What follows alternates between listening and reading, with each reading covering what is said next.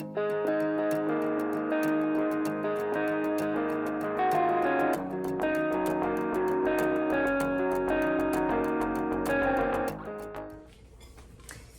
friends, welcome back to Carrie's Culinary Crafts, and if you're new, welcome. Here on Carrie's Culinary Crafts, we talk all things food. And today I am doing, for dinner, I am doing Salisbury steaks. So usually with Salisbury steaks, I do mashed potatoes because I make extra gravy with the Salisbury steaks, and then we'll put the Salisbury steak and gravy on top of the mashed potatoes. And then I always have some side of vegetable. High flash. So today I'm going to go ahead and put potatoes in my crock pot. And if you're shaking, I'm sorry, my cat is rubbing his face on my tripod. So anyway, I'm just going to go ahead and do them in the crock pot so I don't have to worry about them today. Now I have 2 canned potatoes left. These are my last 2 that I have on my shelf. So I'm going to go ahead and use those up, and I'm going to put it on my list that one of these days I need to can up a whole bunch of potatoes. But I have other stuff that I need to can before that, but I will add it to the list. So we're going to go ahead and get started on these mashed potatoes. I have done the mashed potatoes this way many a times. I do them fresh as well, but when I have time or when I am making something that takes a lot of hands-on stuff, then I love to do my mashed potatoes in here, so I don't need to worry about them. They're already cooked. They just need to be heated up, mashed up, add milk and butter, and anything that you want to add to them. So I'm going to go ahead and get started. The first thing I do, I always spray my crock pot with some kind of non-stick spray, and I have some avocado oil spray here. And I'm going to go ahead and add in my 2 canned potatoes. Now I did drain them. If there's a little bit of juice in there, that is fine. But I did drain the majority of the juice out because they're already cooked, so they're not really going to suck up a whole heck of a lot of juice that's in there. So the only liquid that I want in there is milk. Okay, so I have some butter here. I had a little bit left over of my herb butter, and then I had a little bit of a stick left over, and then I went ahead and just cut another half of a stick here. I like lots of butter in with my potatoes, and there is 2 quarts in here. So this is probably equivalent to 1 stick of butter, around about. I really like butter with potatoes. If you don't want to use that much butter, certainly you don't have to. Okay, so there is the butter.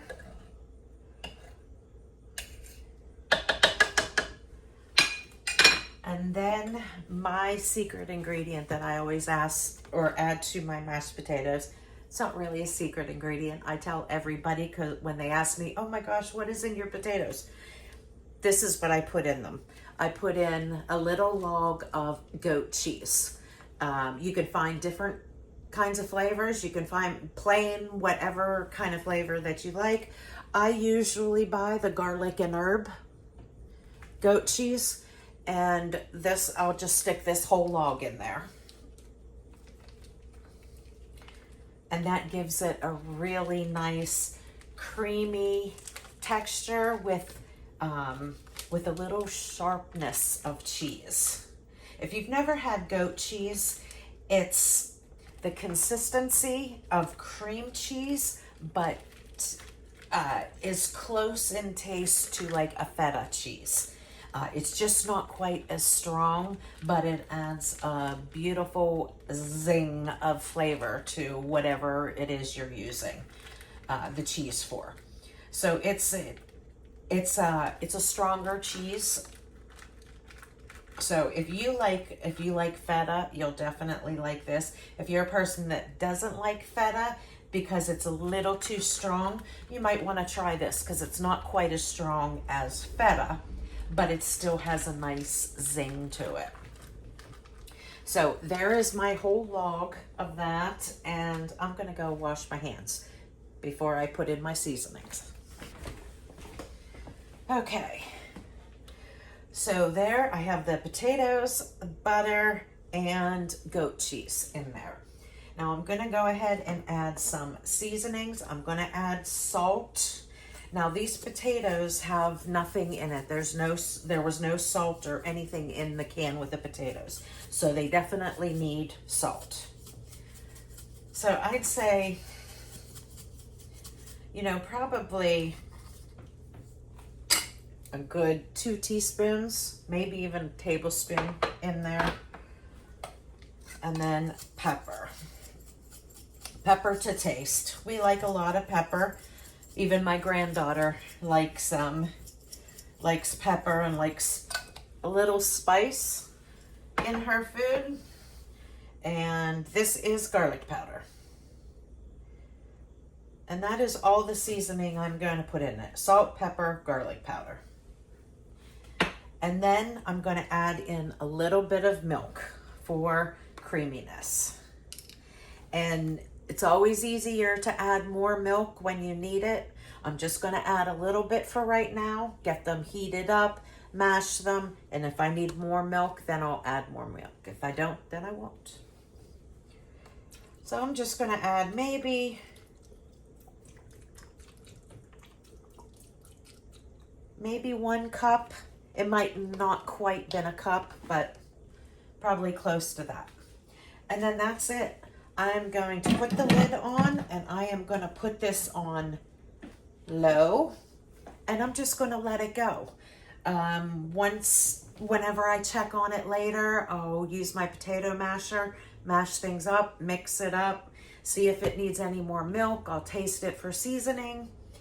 And then at that point, if we're all good to go, then I'll just turn it to warm, and I'll just leave it there until it is dinner time. So that is one side that is out of the way. And I will meet you in the kitchen a little later for some cooking of Salisbury steaks. Okay, here are my potatoes. They have been cooking for a while. They're really bubbling. I'm just going to go ahead and mash these. And I will probably get out my hand mixer in a little bit just to make them a little smoother. But for now, I'm just gonna smash them up, and I'm going to taste them. And I'm gonna leave the lid off for now, so some of the liquid will evaporate and they will get thicker.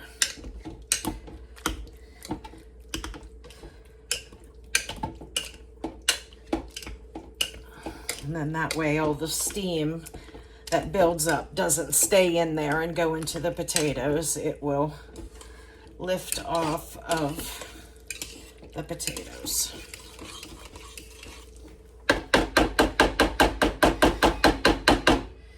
Okay, I am going to taste these. And just for seasoning purposes,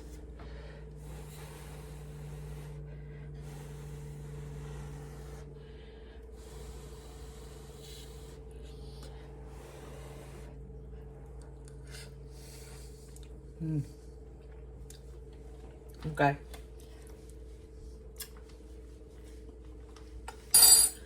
They are good. So I really don't need to add anything. Salt is good. Pepper's good. Everything is good. So I'm going to go ahead and put the lid on sideways like this. And I am going to turn it down to warm because they are done at this point. They were cooked before we even put them in there. But instead of them still like cooking on low. I'm just going to turn it down to warm, just to keep them warm until it's dinner time. And now I'm going to go ahead and get started on my Salisbury steaks. Okay, so to start off with, I have 2 pans here, and I have, these are part of my freezer meals that I've done. This is the very last pack of Salisbury steaks. As you can see, it says 8 uncooked Salisbury steaks, and I did these on 323. So that just shows you how long that they last in the freezer, because these are still absolutely fine when you have them in the deep freezer. So what I'm going to do is I'm going to go ahead and sear these on both sides in 2 different pans. And then once they are seared and they shrink down a little bit, I'm going to put them all into one pan, and I'm going to stick that pan in the oven, and I will finish cooking them in the oven. So I'm going to go ahead and get my oven on. I'm going to do 375. Yeah, I'm going to do that. But for now, we're going to go ahead and sear these Salisbury steaks. Now, since this is my last pack, and this is something that we really enjoy, especially in the winter months, I am going to have to go ahead and do another bunch of Salisbury steak freezer prep. So stick around for that. I will have that coming up pretty soon. I am going to put some avocado oil and some bacon grease in both of these pans.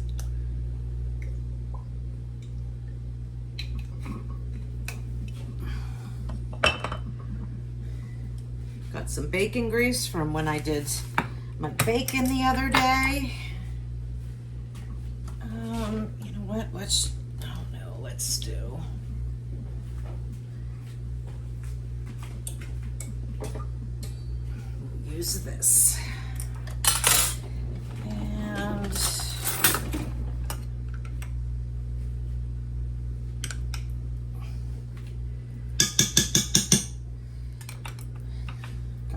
love bacon fat.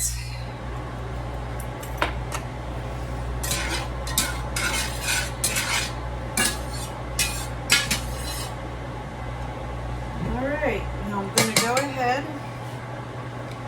and sear these.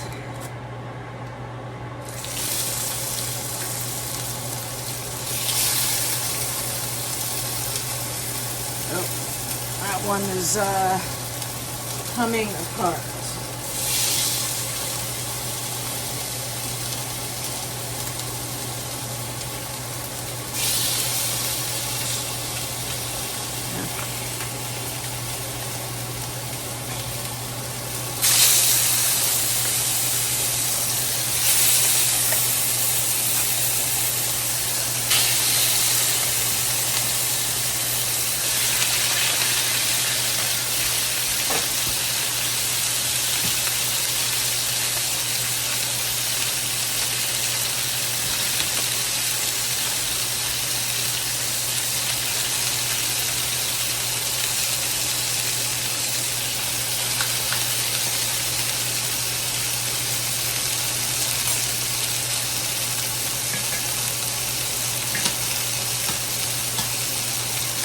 They smell so good. If you've never made Salisbury steaks, I mean, yes, it's just ground beef, but all the spices that you put in it. It's easy to make, but it is, there is a lot of ingredients that go into it. So there is quite a bit of prep going into making them, but it's well worth it. And that's always why I do multiple dinners worth of freezer meals with this. That way I only do it once and I can have 4 or 5 dinners.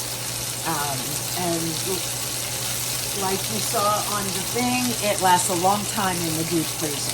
So I make as many as I possibly can. I'll just have to go down there and see how much ground beef I had And if it's not quite enough, I'll keep an eye out for some beef sales. I'm really not sure how much I have down there. I do know that I have quite a bit because on the last Butcher Box haul, I did a ground beef blast sale. So I did get, I think, 12 pounds of ground beef the last time I ordered from Butcher Box. So we will see, and we will make some more Salisbury steaks.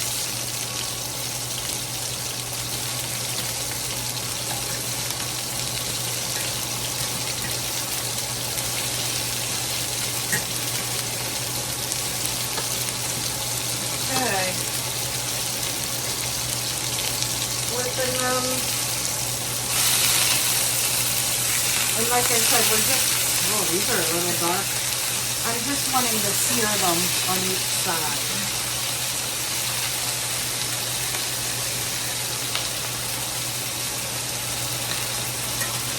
I'm going to turn that cast iron one down a little bit more.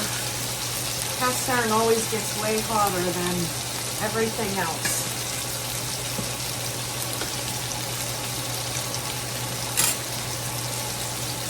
So I'm going to finish searing these on both sides. Then I'm going to combine them into this big pan and then stick this pan into the oven until they are cooked. I want to pretty much cook these medium. I don't want too much red in it. So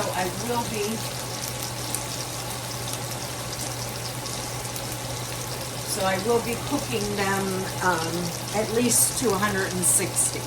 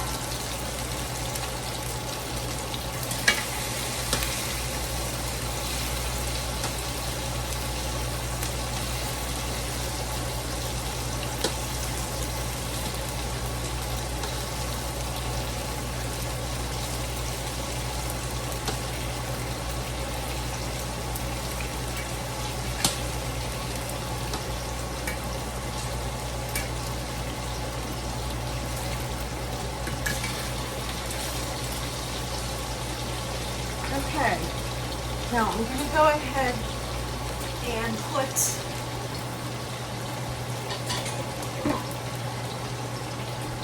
a lid on this and get it in the oven. Both of these turned off.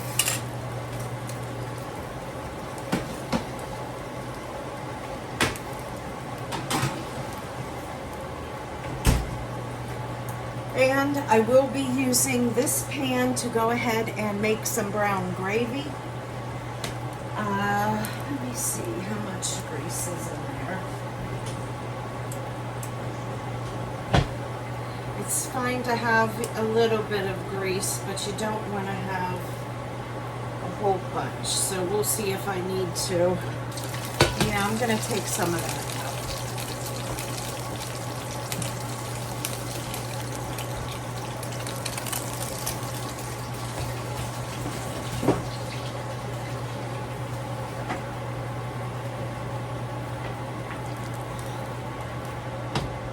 Okay.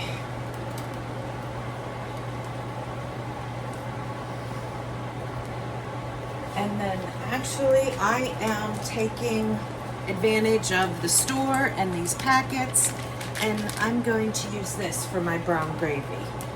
I believe you just add 1 cup of cold water.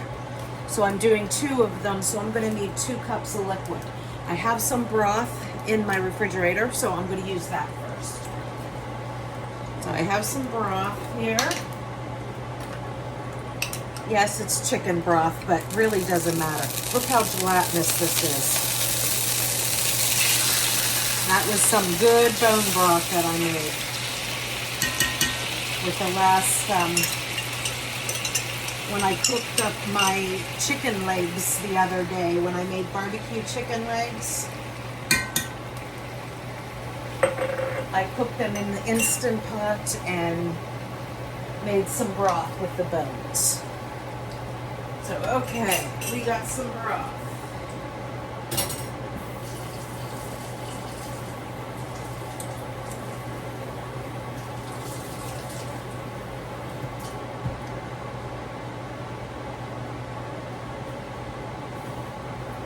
And I need an extra cup of water.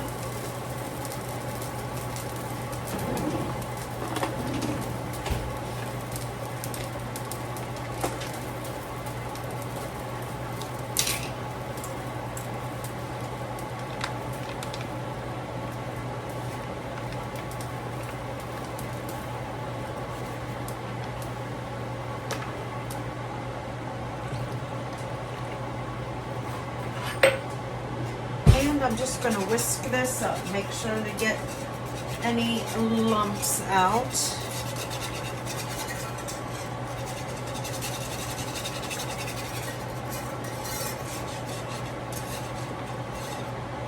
And yes, you can definitely make some homemade gravy, but there's no shame in using up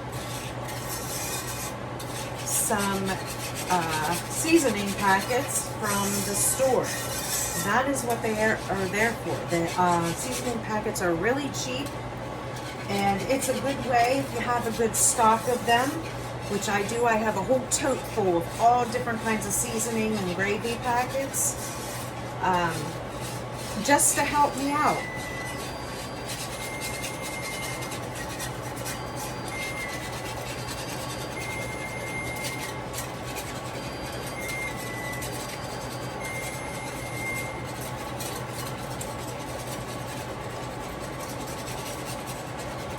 So I need this to come up to a boil, and once it comes up to a boil, it will thicken up really well.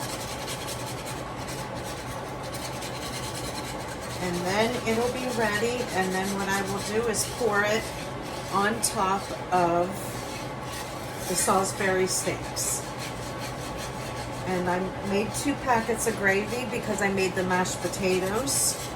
That way there's plenty of gravy to go on top of the Salisbury steak and the mashed potatoes.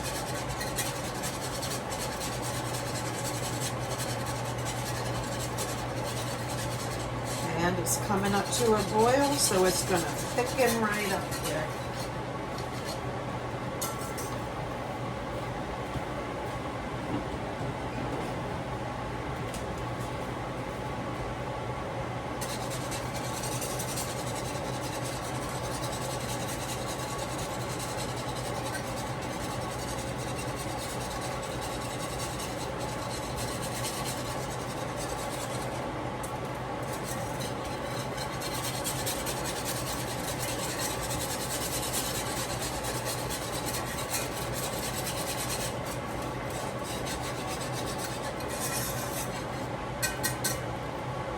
Okay, we'll let that simmer for 1 minute, and I'll stir it again, and I'll go ahead and turn off the heat. And once the Salisbury steaks are done in the oven, I will go ahead and pour the gravy over and put it back in the oven, and I will just keep it on warm. We have my granddaughter's open houses tonight, so we need to do that at 5:30, and that is normally when we eat. So what I'm doing is just having dinner ready, and we can go to her open house at 5:30. Then we will come back and eat dinner.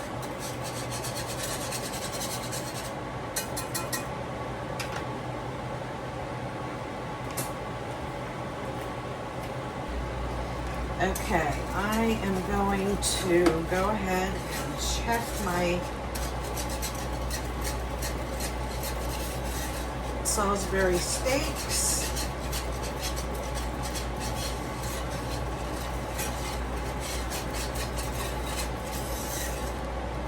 Let's see where they're at, if they're ready.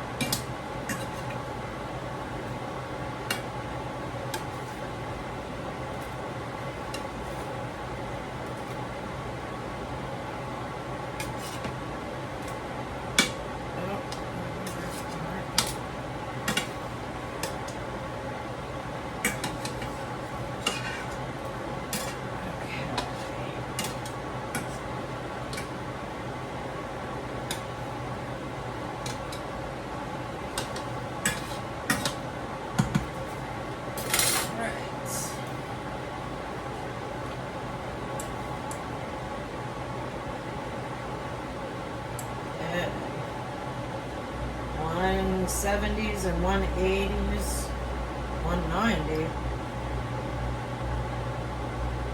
Okay, these are done.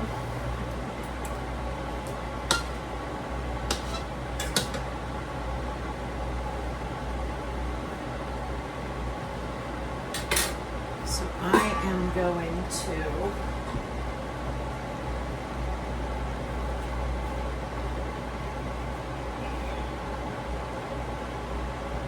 dump this gravy over top.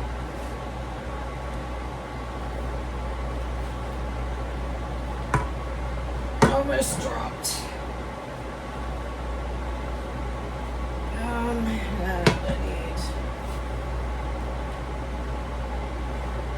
not that one. I need a spoon.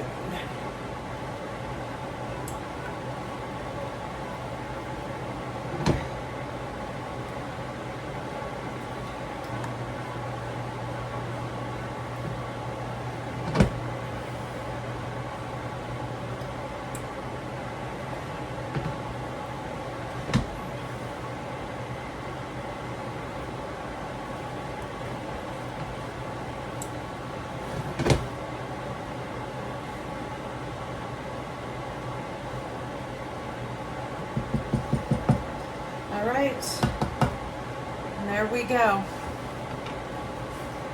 There is our Salisbury steaks. And I am just going to keep them in the oven on warm. Where is my warm button? Keep warm.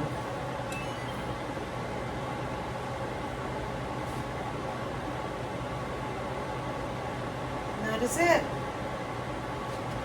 And then, so I will keep these warm until it is time to have dinner.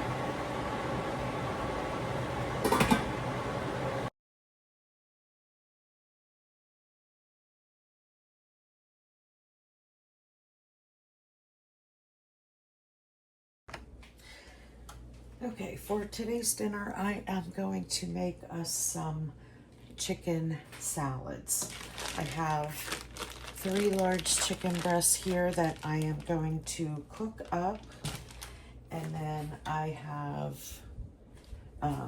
some lettuce. This is the rest of the lettuce from the garden. We're gonna have to plant some more here pretty soon so we can get one more batch before it starts to get too cold. And I have some store-bought carrots and some cucumbers because I do not have any cucumbers anymore from my garden. So we have some store-bought that. Now I'm going to go ahead and get my chicken started. I have a pan heating up and I'm going to add some olive oil. You can use whatever kind of olive oil or whatever kind of oil you'd like. Get that fan on there. And And I'm just going to go ahead and add in my marinated chicken. Now these chicken breasts I did with you guys in a prior video where I marinated a bunch of meats and put them in the freezer. This is a nice thing to have, especially during the summer, during grilling season, to have those. You can just throw them on the grill.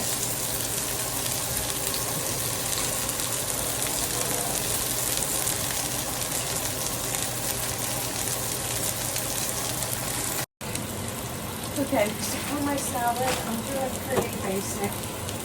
I have some boiled eggs. Always have boiled eggs in my freezer, in my refrigerator, because we use them in salads. I can use them to make egg salads.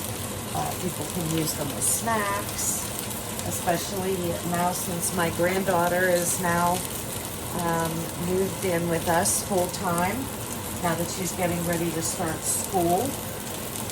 I need to have a lot of good snacks on hand, and boiled eggs is one of those. So I'm going to take some cucumbers here and chop them up. And I have some pre-shredded carrots here I'm going to use in the salad.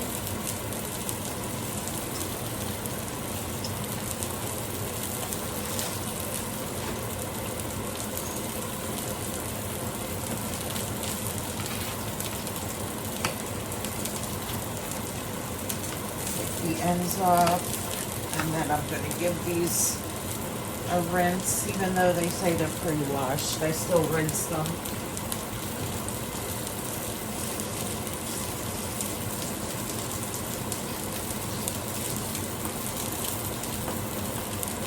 I won't say that I always do that, but I try to.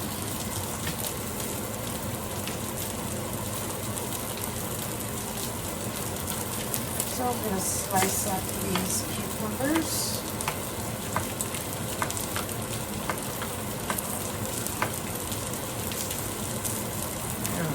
Let me check my chicken here. Not quite yet. I'm going to put a lid on that.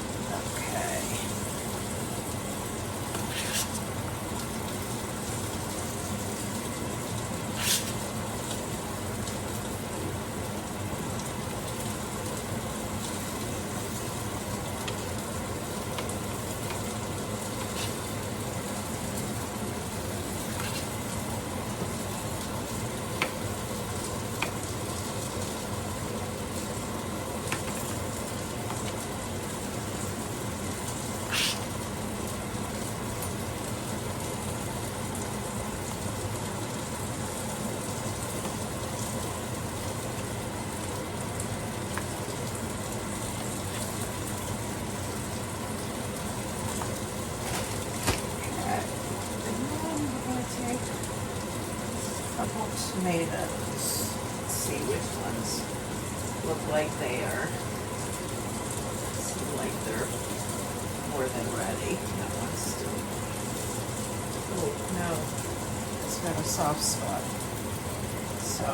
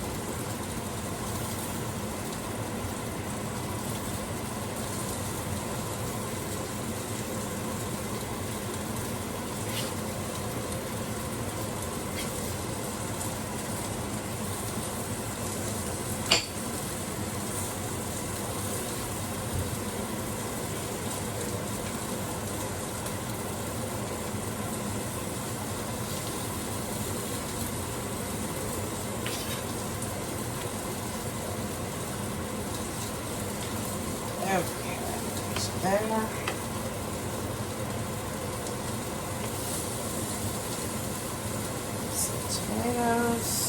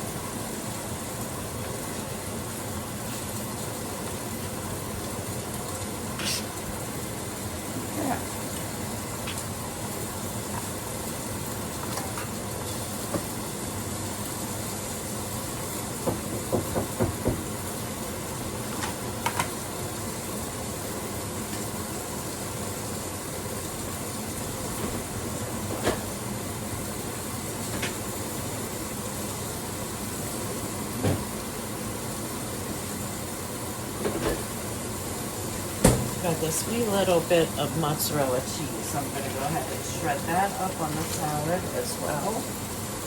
Need to check my chicken here.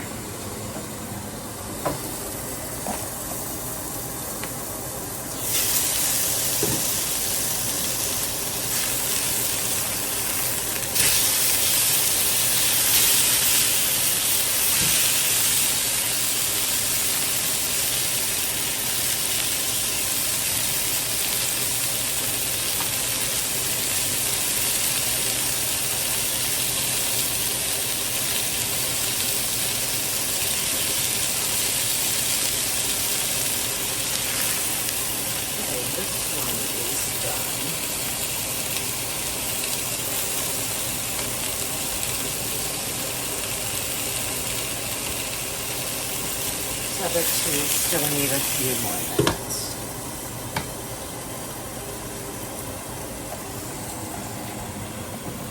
Okay, so back over to here.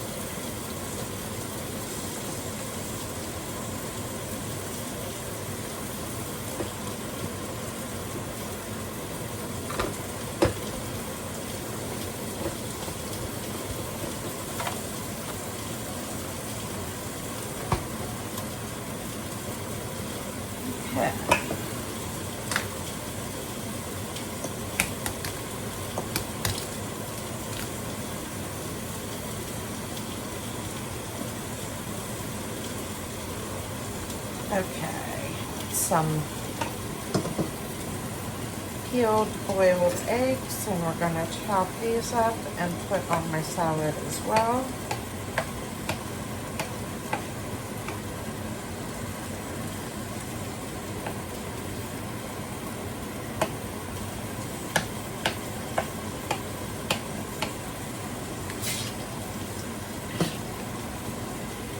There's actually only 3 of us eating tonight, so that is why I am making this chicken salad. My older son and his fiance and my granddaughter, they went and visited her mom in Ohio for the night, so they'll be back tomorrow.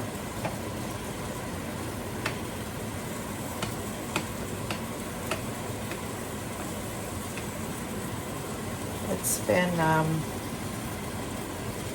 been quite hectic around here. Like I mentioned earlier, my granddaughter moved in, and my son's fiance also moved in, and my son's been home for his little break before starting back to school next Monday.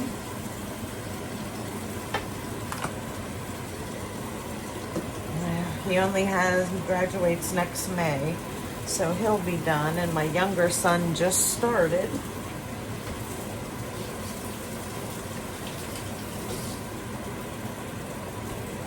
But for now, he's going local, so that's kind of nice. He is staying at home and going local for 2 years. And then he's going to be going to North Carolina. So I will take him while I have him for these 2 years until he goes away. All right, that chicken is done. Salad is made. Just letting the chicken rest for a little bit, and then I'll slice it on the bias, and we will have some nice chicken salad.